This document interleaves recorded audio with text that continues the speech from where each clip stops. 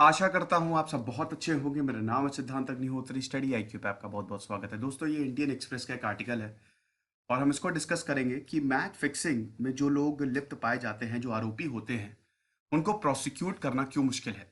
पहली बात तो मैच फिक्सिंग के लिए कोई पर्टिकुलर लॉ नहीं है, हमने कोई कानून नहीं बनाया है। जो कानून की धाराएं हैं बेसिकली 420, ठीक है, आईपीसी की 420, उसके तहत ये मामला दर्ज किया जाता है। एक्चुअली केस आया है ना, बोला जा रहा था कि श्रीलंका में मैच हो रहा है लेकिन हो रहा था इंडिया में। ठीक है, तो डेफिनेटली वो मैच फिक्सिंग का केस था। वहां से जब लोगों को गिरफ्तार किया तो ये सवाल उठा कि अब मैच फिक्सिंग के लिए भी कोई कानून हो। तो हम इस लेक्चर में देखेंगे मैच फिक्सिंग कैसे होती है और क्या कानून उसके लिए हो सकते हैं। तो चलिए आगे बढ़ते हैं। स्टूडेंट्स को रिकनेक्ट, मेरा फेसबुक पेज है सिद्धांत अग्निहोत्री के नाम से, मेरी फेसबुक प्रोफाइल है। दोनों ही जगह आप लेक्चर की पीडीएफ ले सकते हैं, सवाल भी पूछ सकते हैं। स्टडी आईक्यू का ऐप आप डाउनलोड करिए, वहां से आप यूपीएससी के लिए स्मार्ट कोर्स अवेल कर सकते हैं। साथ ही साथ हमारे चैनल को सब्सक्राइब करना ना भूलें। जैसे ही सब्सक्राइब करेंगे बगल में बेल आइकन आएगा तो उसको भी दबाएं। उसके बाद ट्विटर पे मैं आ गया हूं, ये रही मेरी आईडी। दोस्तों, मैच फिक्सिंग एक्चुअली क्या है कि अभी बीते संडे को, बीते रविवार को, मोहाली पुलिस ने रविंदर डांडीवाल को अरेस्ट किया।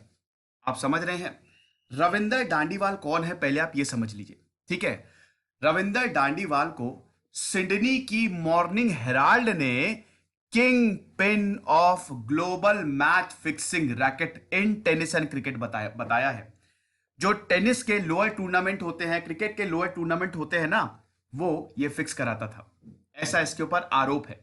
रविंदर डांडीवाल के बारे में अगर आप इसकी सोशल मीडिया अकाउंट पे जाएंगे तो वहां पे आपको क्रिकेट काउंसिल ऑफ इंडिया का जनरल सेक्रेटरी और जो लोगो है वो बीसीसीआई का, और बीसीसीआई को खबर ही नहीं इसकी, वो मिलेगा। आप समझ रहे हैं। इससे पहले भी रविंदर डांडीवाल जो है ये काफी मैच फिक्सिंग करवा चुका है, इसके ऊपर आरोप लगे हैं। इजिप्ट और ब्राजील में एक लोअर लेवल टेनिस टूर्नामेंट हुआ था, उसमें आरोप थे कि इसने मैच फिक्सिंग कराई है। फिर क्रिकेट टूर्नामेंट हुआ था, क्रिकेट के काफी टूर्नामेंट जो इसने करवाए हैं उसमें भी इसके ऊपर आरोप लगे हैं कि इसने मैच फिक्सिंग कराई है। बीसीसीआई की जो एंटी करप्शन यूनिट एसीयू है, डांडीवाल उसके रेडार पे था। और अभी तो हद हो गई। देखिए, मामला ये आया है कि श्रीलंका में T20 लीग करवाई जा रही थी। ठीक है, युवा क्रिकेट एसोसिएशन की तरफ से युवा T20 लीग, ये बताया गया कि T20 लीग, और बकायदा उसका ब्रॉडकास्ट हुआ। स्पोर्ट्स कीड़ा कीड़ा पे जो है वो स्कोर आ रहे थे। अब हुआ क्या दोस्तों कि ये तो श्रीलंका में T20 लीग थी, बादुल्ला स्टेडियम में। बाद में पता चला श्रीलंका तो भूल जाइए, ठीक है, श्रीलंका में तो नहीं, बल्कि ये चंडीगढ़ के 16 किलोमीटर दूर एक गांव पड़ता है सवारा, वहां पे ये T20 लीग जो है वो ऑर्गेनाइज करवाई जा रही है। यानी कि पूरा का पूरा फेक है, कोई श्रीलंकन प्लेयर नहीं है बल्कि अननोन पंजाब के क्रिकेटर्स हैं। अननोन क्रिकेटर्स को, यहां तक कि जो कमेंट्री हो रही थी ना, जो कमेंटेटर था, उसको भी प्लेयर का नाम पता नहीं था। इसको ब्रॉडकास्ट, अब आप बोलेंगे ब्रॉडकास्ट कैसे हो रहा है, ठीक है, तो जो ब्रॉडकास्टिंग कंपनी थी जो कि ड्रीम इलेवन की ही एक तरीके से उसी के अंडर आती है, उसने बोला कि देखिए हमको नहीं पता था, जब हमको पता चला हमने तुरंत ब्रॉडकास्टिंग रोक दी। और जब इसकी जांच हुई तो पुलिस ने फिर छानबीन की और रविंदर डांडीवाल को अरेस्ट कर लिया। आप समझ रहे हैं, पहले तो रविंदर डांडीवाल फोन ही नहीं उठा रहा था, लेकिन फाइनली मोहाली पुलिस ने रविंदर डांडीवाल को अरेस्ट कर लिया। मैच फिक्सिंग का ये पहला मामला नहीं है दोस्तों, मैच फिक्सिंग होती है और ऐसे हमने बहुत सारे मामले देखे हैं। पाकिस्तान में आपने देखा कि जब स्पॉट फिक्सिंग हुई थी तो उसमें तो मोहम्मद आमिर और एक कौन नाम मैं भूल गया, मोहम्मद आसिफ था, ठीक है, बॉलर थे, बहुत अच्छे बॉलर थे, उनका पूरा करियर बेकार हो गया स्पॉट फिक्सिंग के मामले में। बकायदा कैमरे में स्पॉट फिक्सिंग समझते ना, तुरंत फिक्सिंग। ठीक है, स्पॉट फिक्सिंग बहुत ही खतरनाक होती है क्योंकि इसमें जो फिक्सर्स होते हैं, यानी कि उसका ड्रेसिंग रूम तक में कांटेक्ट है, वो पूरा ड्रेसिंग रूम को भी कंट्रोल कर सकता है। आप समझ रहे हैं, तो स्पॉट फिक्सिंग तुरंत, है ना, वहीं पे ही फिक्सिंग की, ये नो बॉल करनी है करो, यहां पे पैसे लगे हुए हैं। देखिए होता क्या है, फिक्सिंग होती कैसे है, ठीक है।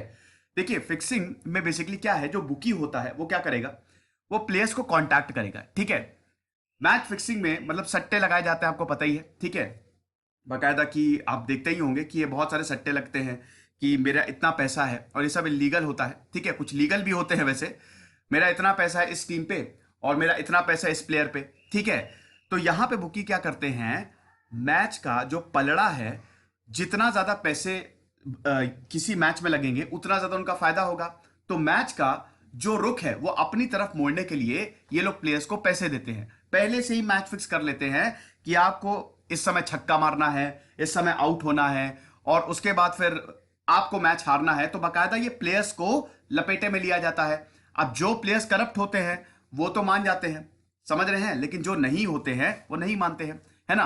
तो ये मैच फिक्सिंग आज से नहीं है, बहुत पहले से चल रही है, ठीक है ना। और ये सामने नहीं आती, कई बार सामने नहीं आती, और जब सामने आती है तो सब नपते हैं, ठीक है। तो अगर हम बात करते हैं तो यहां पे श्रीलंका में जो T20 लीग है, बताया जा रहा था कि श्रीलंका में हो रहा है, पूरा का पूरा फेक था, और पुलिस ने जब छानबीन की तब फाइनली रविंदर डांडीवाल को अरेस्ट किया। आप समझ रहे हैं। अब हम कुछ सवालों के जवाब देते हैं, मतलब कुछ सवाल लेते हैं, उनके जवाब देखते हैं। एक्चुअली क्या है कि हमारे यहां मैच फिक्सिंग के लिए कोई कानून है ही नहीं, ये सबसे बड़ी बात है, ठीक है। यहां पे मैच फिक्सिंग के लिए कोई लॉ नहीं है, कोई कानून नहीं है। जो कानून की धाराएं होती है करप्शन की, ठीक है, क्राइम की, उसी पे ही हम देखते हैं यहां पे जो भी फिक्सर्स होते हैं, जो प्लेयर्स होते हैं, उनके ऊपर मुकदमा चलाया जाता है। और कई बार क्या होता है कि सबूत ना होने के कारण इनको छोड़ दिया जाता है। आप समझ रहे हैं। और कानून भी नहीं है, तो इसीलिए बहुत ही कम स्कोप होता है कि इनको सजा होगी। भाई सजा के लिए अगर हम मैच फिक्सिंग के लिए एक प्रॉपर कानून बना दे, मैच फिक्सिंग एक बहुत बड़ा क्राइम है, ठीक है। ये बाकायदा International Olympic Committee, Interpol and United Nations Office on Drugs and Crime ने यह बताया था कि ये इसमें तो बहुत सख्त से सख्त सजा होनी चाहिए। आप समझ रहे हैं, क्योंकि ये खाली स्पोर्टिंग रूल्स का ब्रीच नहीं है, बल्कि ये पब्लिक के लिए ऑफेंस, पब्लिक के it is the offence against public. कैसे?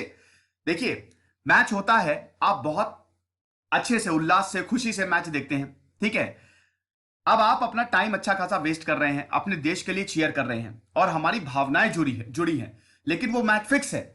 आप इतना ज्यादा अपने देश के लिए चीयर कर रहे हैं, अपनी टीम के लिए चीयर कर रहे हैं, लेकिन वो मैच फिक्स है, तो आपको कितना ज्यादा दुख होगा यार। टाइम भी गया, पैसे भी गए, और ये तो मैच ही फिक्स था, फायदा क्या हुआ फिर मैच देखने का।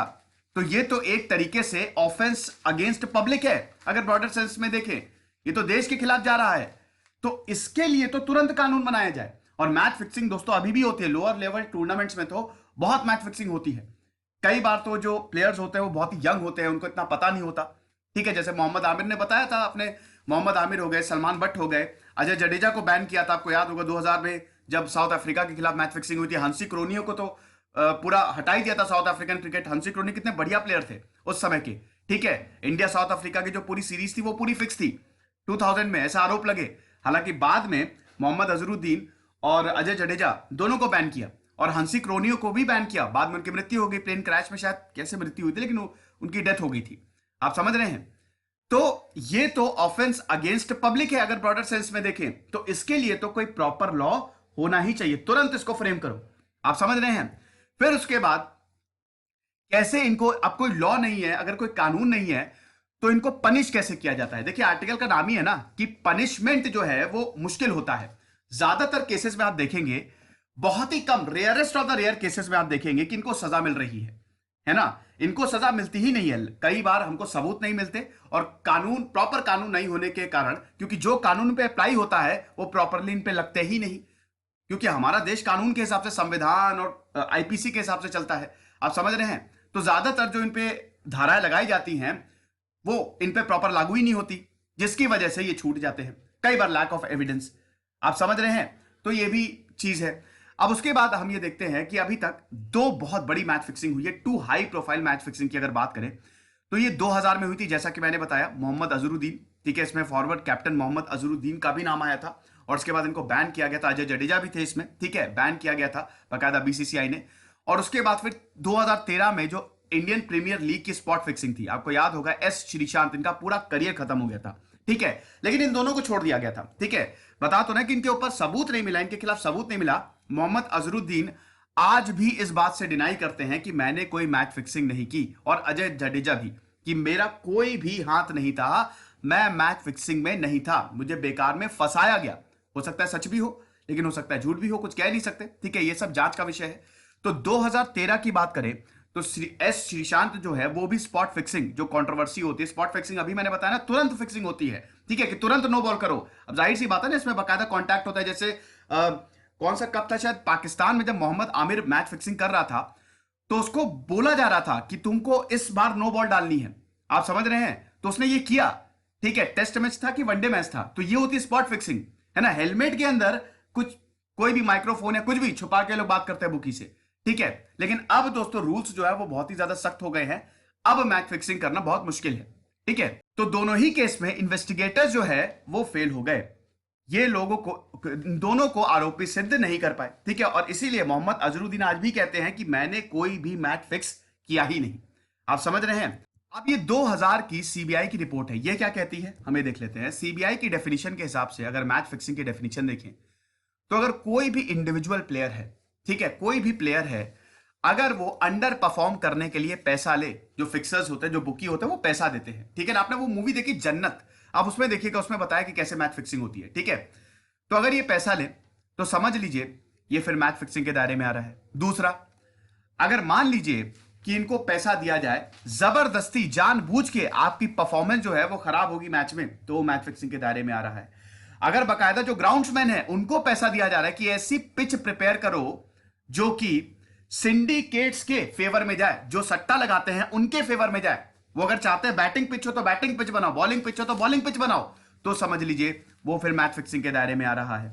यहां पे करंट या एक्स प्लेयर्स दूसरे प्लेयर्स के एक्सेस के लिए यूज होता है। जैसे कई बार क्या होता है कि एक बुकी ने एक प्लेयर को पकड़ लिया, उसके बाद वो प्लेयर क्या करेगा, बाकी प्लेयरों से बुकी का कांटेक्ट करवाएगा। ऐसे केसेस आए हैं, ठीक है, नाम नहीं लूंगा, लेकिन ऐसे केसेस आप सर्च करिएगा। बाकी प्लेयर से क्या करेगा, वो कांटेक्ट करवाएगा कि तुम भी आ जाओ, तुम भी मैच फिक्सिंग कर लो, बहुत बढ़िया, खूब पैसा मिलेगा, जितना तुम मैच में नहीं कमाओगे उतना तो तुम इसमें कमा लोगे। अब सोचिए कितना खराब लगता है, ठीक है। एक देश को आप रिप्रेजेंट कर रहे हैं तो देश के साथ गद्दारी होगी एक तरीके से, ठीक है ना, क्योंकि क्रिकेट प्लेयर या टेनिस प्लेयर या जो भी स्पोर्ट्स होता है उसमें देश का रिप्रेजेंटेशन होता है, ठीक है ना। तो यहां पे क्या होता है कि अगर इस तरीके का कोई केस हो, है ना, कोई प्लेयर जो है वो दूसरे प्लेयर्स को भी साथ में लेके आए, वो भी मैच फिक्सिंग के अंदर आएगा। ये सीबीआई की डेफिनेशन अगर मैच फिक्सिंग की बात करें, समझ गए। उसके बाद अब कोई कानून तो है नहीं, तो क्या प्रोविजन लगाए जाते हैं यहां पे। जब इंडियन एक्सप्रेस ने विकास पाहवा से पूछा, जो कि सीनियर एडवोकेट थे, जो कि बुकी संजीव चावला को 2000 का जो स्कैंडल हुआ था, अभी मैंने जो आपको बताया इंडिया साउथ अफ्रीका वाला, उसमें जब इनको रिप्रेजेंट कर रहे थे, तो ज्यादातर जो आरोप है वो सेक्शन 420 के तहत लगाए जाते हैं, ठीक है, इंडियन पीनल कोड सेक्शन 420, आप समझ रहे हैं। और पंजाब पुलिस ने भी अभी जब यहां पे डांडेवाल को अरेस्ट किया तो उसने भी 420 का मुकदमा दायर किया। 2000 में सीबीआई ने अजहरुद्दीन के खिलाफ प्रिवेंशन ऑफ करप्शन एक्ट का 1988 1988 ये इसके तहत मामला दर्ज किया था। लेकिन मोहम्मद अजहरुद्दीन क्योंकि ऑन ड्यूटी करप्शन नहीं था, ठीक है, स्टेट बैंक ऑफ इंडिया के उस समय मोहम्मद अजहरुद्दीन इंप्लॉय था। आपको पता ही कि प्लेयर्स को इस तरीके की पोस्ट दी जाती है as a tribute, as a respect, आपने इतना कुछ हमारे देश के लिए किया है तो आप ये लीजिए, ठीक है। तो अजहरुद्दीन के खिलाफ ये जो मामला है, ये जो मतलब आरोप थे वो सिद्ध नहीं हो पाए, ठीक है, और इनको छोड़ दिया गया। फिर अगर आईपीएल स्पॉट फिक्सिंग स्कैंडल की बात करें, ठीक है, तो श्रीशांत के खिलाफ Maharashtra Control of Organised Crime Act MCOCA 1999 लगाया गया। तो आप देख रहे हैं ना कि हमको दूसरे कानूनों का सहारा मिल रहा है और दोनों सहारा लेना पड़ रहा है, और दोनों ही बार जो अक्यूज थे वो छूट गए, कोई एविडेंस नहीं मिला, समझ गए। फिर उसके बाद जैसा कि मैंने बताया कि यहां पे इन्वेस्टिगेटर्स के पास अच्छी खासी पावर है। जो भी इस केस को हैंडल कर रहा है, पावर ये कहते हैं, जो भी इस केस को हैंडल कर रहा है उनके पास बहुत सारी पावर है। वो किसी को भी इंटेरोगेट कर सकते हैं। बैंक स्टेटमेंट, पैसे का लेन देन तो नहीं हुआ है, बहुत ज्यादा पैसा कहीं से तो नहीं आया है, वहां से वो देख सकते हैं। सारी पावर है उनके पास एविडेंस कलेक्ट करने की, ठीक है। लेकिन वही है ना कि इसके लिए ऑफेंस तो हो, इसके लिए प्रॉपर लॉ होना चाहिए। जब तक प्रॉपर लॉ ही नहीं होगा तब तक हमको दूसरे के लॉ पे, दूसरा जो लॉ है उस पे निर्भर होना पड़ेगा। लेकिन वो इसके लिए लगता ही नहीं है, तो आप कैसे फिर यहां पे, ये तो ऑफेंस ही नहीं हुआ एक तरीके से, ठीक है। तो यहां पे ऑफेंस होना चाहिए इन्वेस्टिगेशन के लिए, इसीलिए बोला जा रहा है कि इसके लिए कानून लाए, मैच फिक्सिंग के लिए एक अलग कानून हो, ठीक है, क्योंकि ये सारी चीजें 420 के तहत मुश्किल होती है, ठीक है। अब उसके बाद बीसीसीआई क्या कहती है, बीसीसीआई के पास पावर है, लेकिन बीसीसीआई कहती है वही बात है, क्योंकि यहां पे प्रॉपर लॉ नहीं है, ठीक है। ये सब बात कानून पे घूम फिर के कानून पे आ जाती है।